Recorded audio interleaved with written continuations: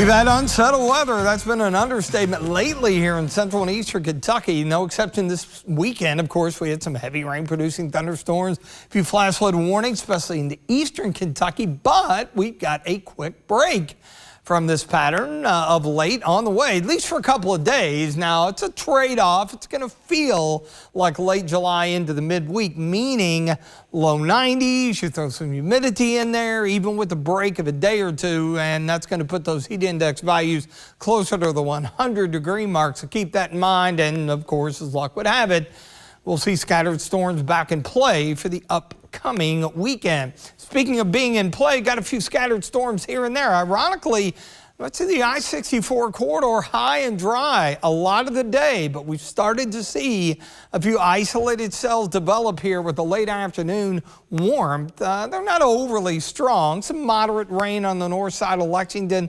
roughly between Newtown Pike and just south of the Horse Park there, and down just southeastern Fayette County out Tates Creek Road, running down even toward, say, Athens, the Athens-Boonesboro exit, also Ruckerville there, southern Clark County, and a few there either side of Montgomery County and Mount Sterling, that is, in Montgomery County.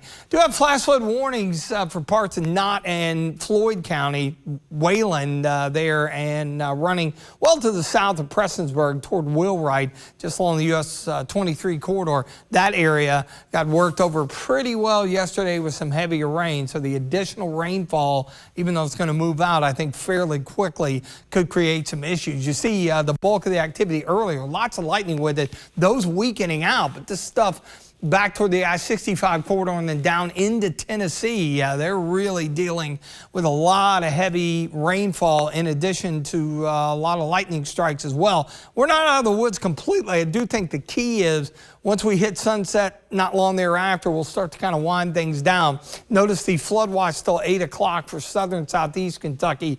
That'll go by the wayside, and we should be in much better shape. Mount Sterling, Montgomery County, even though you've got some activity in the area where it's not raining, you've got some sunshine. You're at 81 along I-64, even though it was dry much of the day.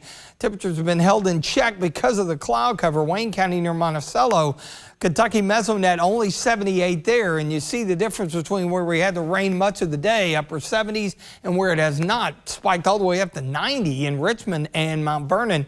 And of course, those dew points are in the low 70s. What's left of that boundary, it's going to begin to drift to the south. We got high pressure. That's going to kick a bit of an east to northeast wind, drying us out and also lessening the humidity levels. Again, can't rely on a few scattered storms as we go through the remainder of the evening. Quiet to begin the day, and the way we begin it, we will end it that way. Dry and some sunshine. That's going to push us into the upper 80s. Look at the little bit of a break from the overly muggy conditions. Won't last long. It is late July. So the other part of this to keep in mind, with the dry weather comes the heat. That's going to mean low 90s on Wednesday, and the humidity will begin to creep back in. Throw those together. That's going to put us either side of the 100-degree mark, maybe in the low 100s for the heat index value, so keep that in mind. No place we haven't been so far this summer, but just to hydrate, take it slow during the hottest part of the day. Notice toward the end of the period here and the weekend, we're going to have another boundary that's going to be drifting down in here. Not going to be a washout any particular day. Just take the rain gear along if you have outdoor plans. Anything that develops could produce some locally heavier downpours, and we're going to be above the curve. Average highs 87. We'll be in those low 90s toward the middle part of the week. Drying out later on, not as muggy in the morning. You should notice the difference, 67. Nice looking Tuesday, 88. Mostly sunny, a warm day. Extended forecast here. 90s come back around, but it will feel more like 100 plus. But luckily, that should keep us below advisory range. Just take it slow. And again, this weekend, dodging storms from time to time. Just keep that rain gear handy with afternoon highs into the low 90s.